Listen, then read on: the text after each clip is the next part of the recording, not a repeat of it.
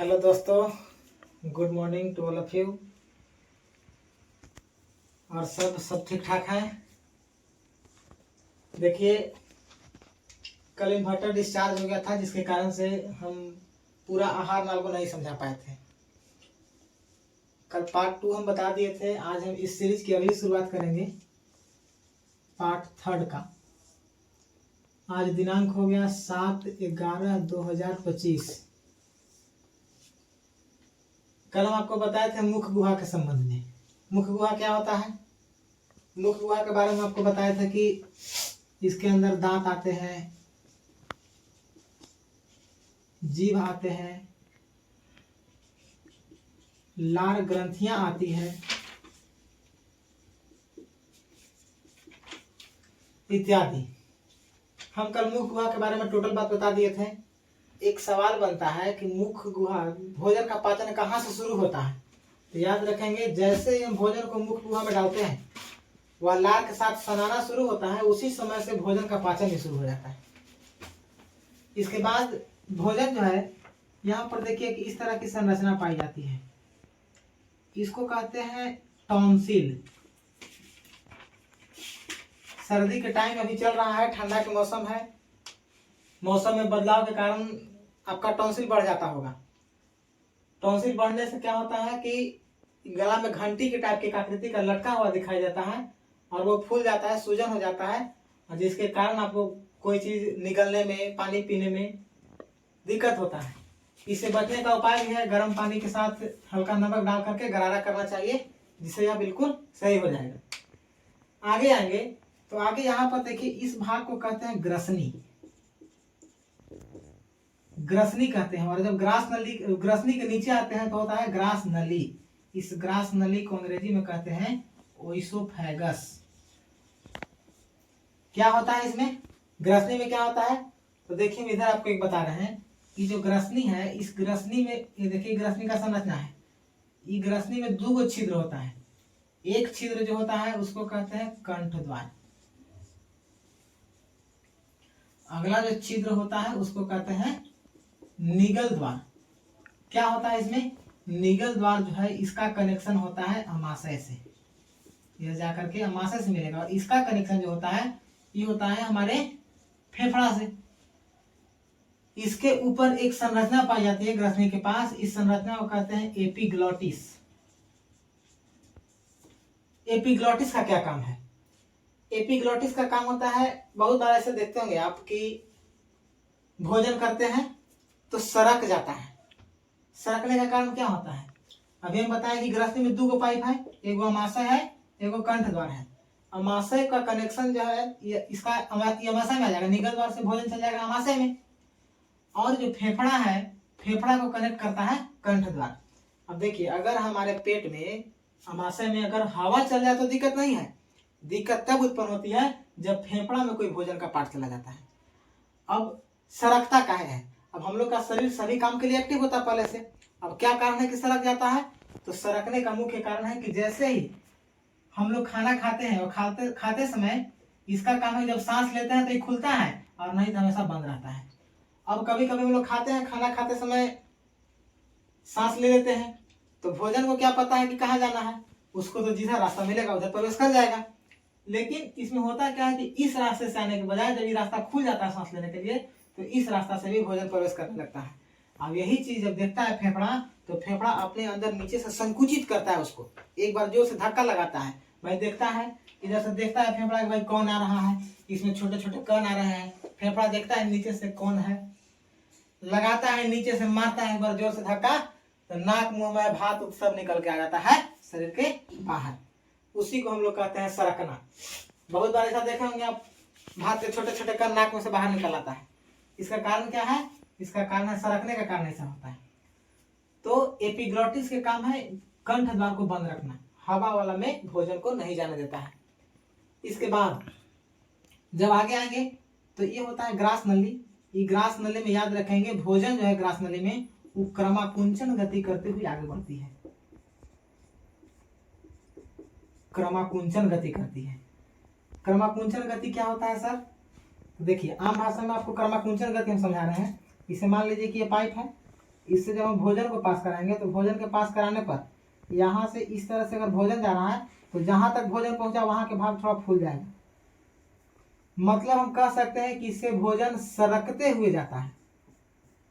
भोजन किस तरह जाता है? सरकते हुए जाता है। और नहीं तो आप अपने से सोचिए कि मान लीजिए कि हमारा अमाशय यहाँ है, अमाशय यहाँ हुआ और हम भोजन यहाँ से किए, तो होता क्या है कि अमाशय में जब हम भोजन को निगलते हैं तो निगल रहे हैं यहाँ से सरक करके जाएगा। अब होता क्या है कि मान लीजिए कि आप अगर नहीं पता चलता वैसे तो यहाँ पे एक लोटा पानी रख लीजिए हाथ में, इस तरह से पानी रख करके यहाँ से कुछ इसमें गिराइए, गिराइएगा तो सिर्फ टुपुक टुपुक करके कुछ आवाज़ निकलेगा। लेकिन क्या ऐसी आवाज़ हमारे अमाशय से निकलती है? नहीं निकलती। कारण क्या है कि वहाँ भोजन डायरेक्ट न गिर करके सरकते हुए वहाँ गिरता है। हाँ, पानी जो है वो लिक्विड का फॉर्म है। जब पानी पीते हैं तो कभी डुक डुक की आवाज़ आती है। कारण क्या है कि पानी में सरकने का कोई प्रभाव नहीं काम करता है। ठोस भाग हम लोग जब भी कोई लेते हैं तो सरकते हुए जाता है, जिससे हमें महसूस होता है, ऐसा कुछ महसूस नहीं होता है कि अमाशय में कुछ गया। जब भोजन अमाशय में पहुंचता है तो अमाशय में देखिए आपको हम बता देते हैं, अमाशय के 3 भाग होते हैं। एक भाग होता है कार्डियक, पहला भाग होता है कार्डियक, दूसरा भाग होता है पाइलोरिक, कार्डियक, पाइलोरिक, और जो अंतिम भाग होता है उसका नाम है फुंडिक। कार्डियक, पाइलोरिक और फुंडिक। और ये जो अमाशय है, इस अमाशय के अंदर एक अम्ल भरा होता है जिसका नाम है HCl, जिसका पूरा नाम होता है हाइड्रोक्लोरिक अम्ल। अभी HCl का कैसे उपस्थिति हमको पता चलेगा? कोई कह दिया कि हमारे अमाशय में HCl मौजूद है तो हम मान लेंगे? नहीं मान सकते हैं। अब बताइए, कोई कहा कि अम्ल मौजूद है, वो भी एक प्रकार के प्रबल अम्ल हमारे अमाशय में है, मानने की बात नहीं है। लेकिन इसको भी हम लोग प्रूव कर सकते हैं।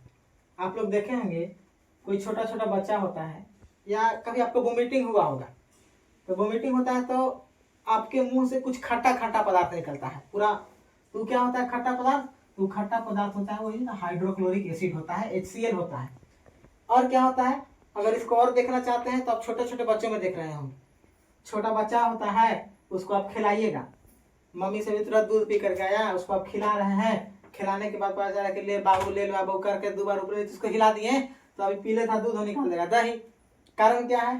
तो अम्ल के साथ जब दूध रिएक्शन करता है, अम्ल के साथ जब मिलता है, खट्टे पदार्थ के साथ जो मिलता है तो दूध फट जाता है। ऐसा ना है कि बच्चा के दूध पेटवा में कोई मशीन उसीन बैठा वाला दही बनाए वाला, ऐसा कुछ बात नहीं होता है। इसमें क्या है कि वो अम्ल जब जाता है, दूध पीता है तो अम्ल के कारण वो फट जाता है और वही तुरंत बाहर निकल आता है।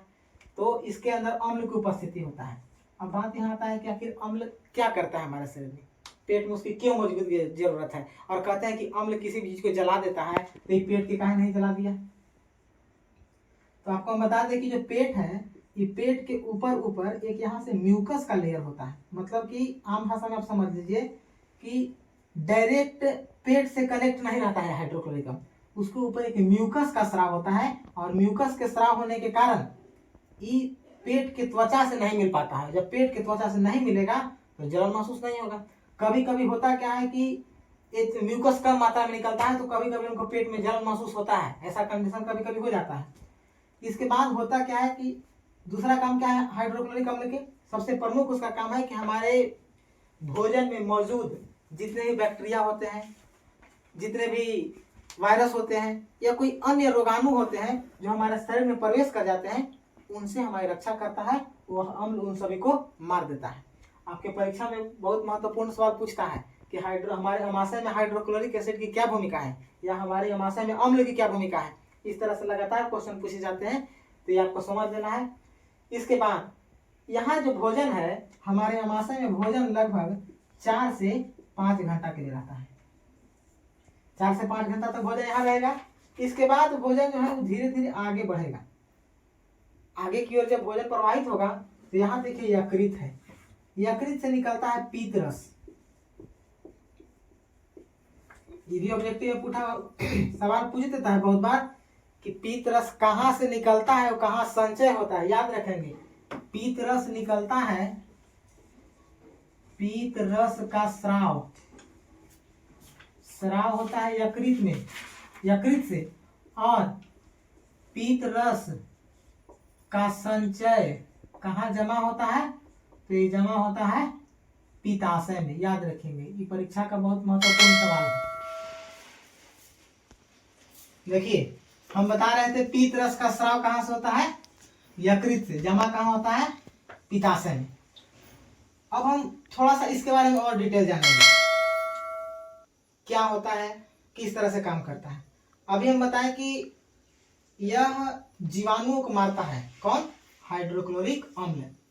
इसका एक और काम है, जो हम लोग के अंदर प्रोटीन के पाचन के लिए ये जो पेप्टोन में बदल देता है, उसको प्रोटीन का पाचन करता है। और प्रोटीन के जो पाचन करता है उस समय यह पेप्सिन एंजाइम को किसको बदलता है, पेप्सिन एंजाइम को पेप्टोन में बदल देता है।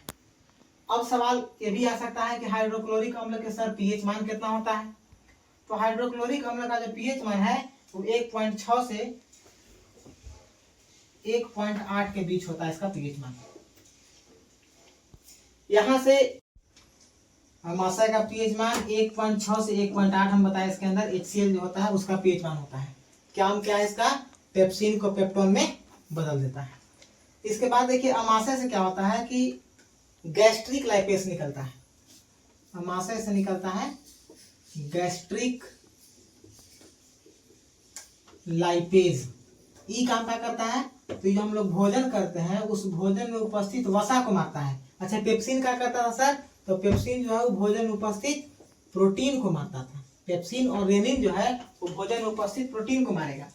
इसके बाद यहाँ जब भोजन पाचन होगा तो भोजन के पाचन के समय यहाँ जो भोजन है वो गाढ़ा लेय की तरह हो जाएगा। अब गाढ़ा लेय की तरह हो करके भोजन धीरे धीरे प्रवाहित होगा कहाँ, छोटी आंत में भोजन आएगा।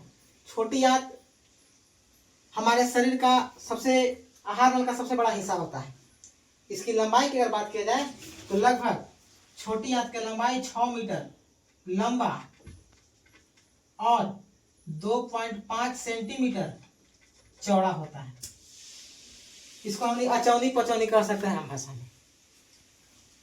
इसमें होता क्या है कि जब भोजन इसमें आएगा तो भोजन आ करके और छोटी आंत में, याद रखेंगे कि भोजन का पूर्ण रूप से पाचन, पूर्ण पाचन भोजन का कहाँ होता है, छोटी आंत में होता है। पूरी तरह से भोजन जो है वो छोटी आंत में पच जाता है।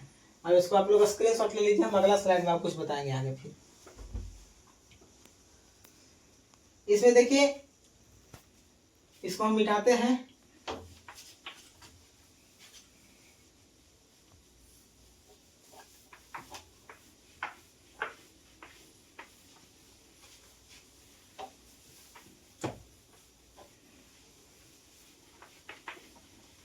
बात कर रहे हैं छोटी आंत की। छोटी आंत की बात कर रहे हैं तो हम डायरेक्ट छोटी आंत का निर्माण करते हैं। इस तरह संरचना होता है। हमसे सुंदर आप लोगों को बनाने आता होगा, मुझे पता है। थोड़ा चित्रकारी में कमजोर है। और ये हो गया आपका बड़ी आंत। हम जैसे यहाँ समझाने के मकसद से इसको बना रहे हैं। ये छोटी आंत में क्या हम बताएं, छोटी आंत के संबंध में बता रहे हैं। देखिए जब हम सब बात लिख देते हैं छोटी आंत के संबंध में क्या बताया। सबसे पहले छोटी आंत के लंबाई लगभग 6 मीटर। छोटी आंत के चौड़ाई लगभग कितना होता है, 2.5 सेंटीमीटर। इसके बाद देखा जाए और क्या होता है छोटी आंत में, तो छोटी आंत के 3 भाग होते हैं। छोटी आंत के कितने भाग होते हैं, 3 भाग होते हैं।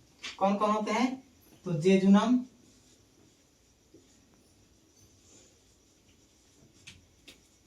इलियम और तीसरा होता है उसको कहते हैं विलाई। 3 भाग होते हैं। ये तो तीनों से होकर के भोजन गुजरेगा। और भोजन का सवाल पूछता है कि भोजन पूर्ण रूप से पाचित, भोजन पूर्ण रूप से पाचित कहाँ होती है, तो भोजन पूर्ण रूप से पाचित होती है छोटी आंत में। और क्या, जब यहाँ पाचन हो जाएगा तो पाचन होने के बाद इस संरचना में यहाँ आइएगा तो यहाँ से एक छोटा छिद्र होता है। इस छोटे से छिद्र को कहते हैं सीकम। ये सीकम क्या होता है, तो छोटी आंत और बड़ी आंत दोनों को जोड़ने का काम जो करता है उसको कहते हैं सीकम कहते हैं। ये दोनों को जोड़ देता है। भोजन इसके बाद आएगा बड़ी आंत में। हम बताएं पाचन, पूरी तरह से पाचन कहाँ होगा भोजन के, छोटी आंत में। इसके बाद पाचित होने के बाद भोजन कहाँ आएगा, बड़ी आंत में आएगा। बड़ी आंत में क्या होगा, बात करते हैं बड़ी आंत की। बड़ी आंत, बड़ी आंत देखिए, बड़ी आंत जो होता है यह जल का अवशोषण करता है।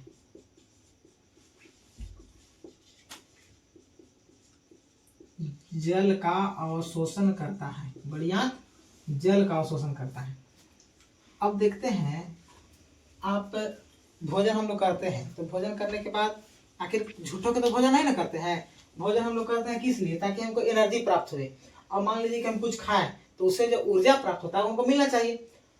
तो कोई भी भोजन में आपको हम पहले क्लास में ही बताए थे कि फैट होता है, विटामिन होता है, मिनरल होता है, बहुत सारे पोषक तत्व से पाए जाते हैं। तो वे जो पोषक तत्व पाए जाते हैं, वे पोषक तत्व से क्या होता है कि जब जैसे ही हमारे शरीर में आया तो बड़ी आंत में गया तो पोषक तत्व यहाँ सभी अवशोषित होंगे। और अवशोषित करने के लिए इसके अंदर जो है इस तरह की अंगुली नुमा संरचना पाई जाती है। इस अंगुली नुमा संरचना को कहते हैं दीर्घ रोम कहते हैं, या इसे रसांकुर भी कहते हैं, क्योंकि रसों को यह खींचता है। रसांकुर में इसको लेकर के खींचेगा और हमारे हर एक कोशिका तक जो जैसा जरूरी हो उस तरह से उसको पहुंचा देगा। जब वो पहुंचाने उसके पास पहुंचा देगा तो मुख्य पहुंचाने के बाद हमें एनर्जी प्राप्त होगा। अब इसमें मुख्य रूप से बताया कि जल का अवशोषण होता है। कभी कभी नहीं देखते हैं, कोई कोई के लैट्रिन होता है बड़ी पतला, मैंने गया बैठा आओ हर हर चालू। किसी किसी को इतना हार्ड हो जाता है कि निकलवे नहीं करता है, लगता है कि ईटा पत्थर समा गया है। तो आखिर किसी किसी को लूज मोशन हो जाता है। लूज मोशन होने का कारण क्या है, लूज मोशन होता है और डॉक्टर के पास कोई गया, डॉक्टर के पास तो गया, डॉक्टर पूछा क्या बात है, तो बस एक ही बात कहेगा कि आओ सनम हो जाओ सनम वाला हाल हो गया है। जा रहे हैं बाथरूम में बैठ रहे हैं और पानी गिरा के फिर उठ रहे हैं, पता चल रहा है कि गेट बंद करे करे फिर जाके स्थिति हो गया है। तब डॉक्टर समझ आता, फिर पूछता है कि कैसन हो रहा है, तो बताता है कि लूज मोशन बहुत पतला हो रहा है। तो बहुत पतला हो रहा है इसका मतलब समझ जाता है उसका बड़ी आंत बढ़िया से काम नहीं कर रहा है, क्योंकि जल का अवशोषण तो बड़ी आंत कर रहा है और उसके मल के साथ अधिक पानी निकल रहा है, तब ना ढीला हो गया है। तो मतलब कि उसका जल बड़ी आंत काम नहीं कर रहा है। डॉक्टर देगा एगो अंग्रेजी फारसी भाषा में लिखता है बढ़िया दवाई, पता नहीं चलता है, उसको लिख करके और आपको दे देगा। और दे दिया, देने के बाद आप जाइए, जा करके उसको ले जाके मेडिकल से उसको दवाई को लीजिएगा, आपका बड़ी आंत पुनः ठीक से काम करना शुरू कर देगा। डॉक्टर के समझ में कहा जाता है कि क्या लिखता है किसी को पता नहीं चलता है। एक बार ऐसे हम देख रहे थे, वो बता रहा था कि डॉक्टर क्या लिखता है, तो वो बता रहा था कि लिखता है कि डॉक्टर आराम से लिख देता है कि हम लूट लिए, और पुर्जा लेके जाते हैं हम लोग मेडिकल के पास, मेडिकल के पास लिख देता है कि हम लूट लिए हैं तुम्हें लूट ले। इस तरह से बहुत बातें बताई जाती है। तो ये हो गया बड़ी आंत। जब बड़ी आंत में अवशोषण होगा तो अवशोषण होकर के जितना भी अपशिष्ट पदार्थ था यहाँ आ जाएगा, और इसको कहते हैं मलाशय। मलाशय, मल जितना भी अपशिष्ट पदार्थ भोजन पच के और जो बच गया वो आकर के मलाशय में जमा हो गया। इसके बाद यहाँ से समय समय पर ये मल द्वार खुलेगा और मल द्वार खुल करके जो अपशिष्ट पदार्थ है वो हमारे शरीर से बाहर निकल जाएगा। ये पूरा प्रक्रिया होता है। यहाँ पर आएगा तो एक आपको संरचना यहाँ दिखाई देगा, इस संरचना को कहते हैं अपेंडिक्स। अपेंडिक्स कहते हैं। ये अपेंडिक्स के क्या काम है, अब हमारे शरीर में अपेंडिक्स का कोई काम नहीं है, इसको अब हम अपेंडिक्स जो है यह अवशेषी अंग है। अपेंडिक्स कैसा अंग है, अवशेषी अंग। अवशेषी अंग किसको कहते हैं, तो जिसकी हमारे शरीर में कोई आवश्यकता नहीं होती है उसे अवशेषी अंग कहते हैं। हाँ, पहले हम लोग क्या करते थे कि रफेज के रूप में भोजन को ज्यादा लेते थे, तो उस समय यह हमारे शरीर में रफेज को पचाने के लिए और घास फूस जो खाते थे उसे पचाने के लिए यह काम आता था। लेकिन वर्तमान में हम ऐसा भोजन नहीं करते हैं, इसलिए अब हमारे अंदर इसकी जरूरत नहीं है। इसके बीच में देखिए एक आया था यकृत। यकृत के बारे में देख लीजिए, मानव शरीर की सबसे बड़ी ग्रंथि है। यकृत मानव शरीर की सबसे बड़ी ग्रंथि है, सबसे बड़ी ग्रंथि है। और क्या है यकृत के संबंध में, वजन कितना होता है यकृत के, तो इसका वजन लगभग 1.5 kg होता है। और क्या है इसमें, यकृत से निकलता है, पीत रस का स्राव होता है, पीत रस का स्राव। इसके बाद इसी तरह से एक और है ग्रंथि, इसका नाम है अग्न्याशय। अग्न्याशय क्या है? तो इसको कहते हैं कि यह मानव शरीर की दूसरी सबसे बड़ी ग्रंथि है, दूसरी सबसे बड़ी ग्रंथि है। और इसको देखिए याद रखेंगे, अग्न्याशय जो है इसको अंतः स्रावी तथा बाह्य स्रावी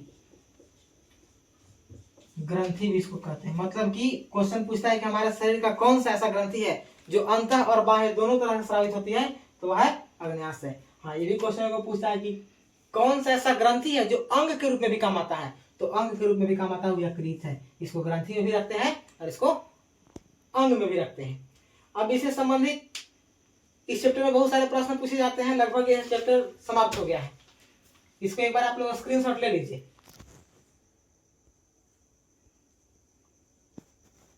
उसके बाद इससे संबंधित कुछ महत्वपूर्ण सवाल होते हैं जो आपकी परीक्षा में बनते हैं। जैसे कि सवालों के संबंध में अगर देखा जाए तो एक तो सवाल बन जाता है कि पोषण किसे कहते हैं, कितने प्रकार का होता है, पूरी तरह से उसको परिभाषित करना होता है। फिर पूछ देता है स्वपोषण और परपोषण में अंतर, या स्वपोषण या विषम पोषण में अंतर पूछ देता है।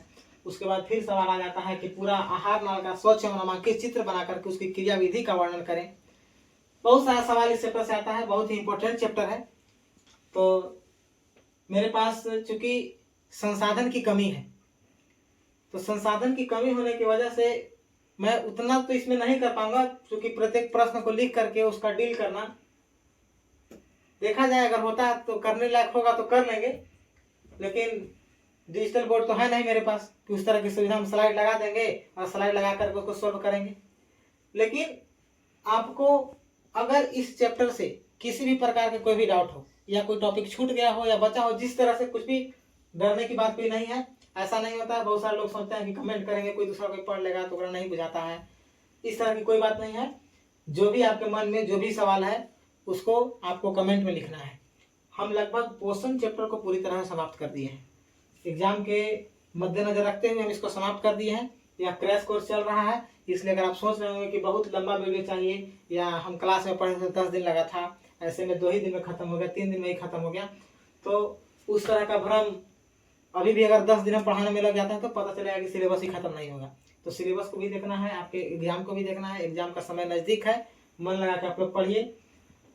इस चैप्टर से संबंधित अगर किसी भी प्रकार का कोई डाउट है, कोई परेशानी है, तो कमेंट बॉक्स में आप लोग उसको लिख दीजिएगा, उसका सॉल्यूशन कर दिया जाएगा।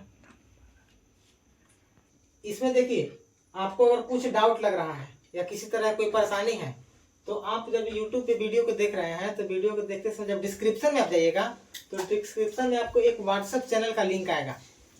उस व्हाट्सएप चैनल के लिंक पर क्लिक करके आप उस ग्रुप में जुड़ सकते हैं। उस ग्रुप में जुड़ने से क्या फायदा होगा कि जो प्रतिदिन का जो हम बोर्ड पर पढ़ा रहे हैं उसका फोटो आपको मिल जाएगा। मान लीजिए कि बहुत बार होता है कि आप बैठ के क्लास में सिर्फ देख रहे हैं, तो सिर्फ देख रहे हैं, कॉपी किताब नहीं लिए हैं, तो बाद में उसी को रिवाइज करने के लिए आपको फोटो की आवश्यकता होती है।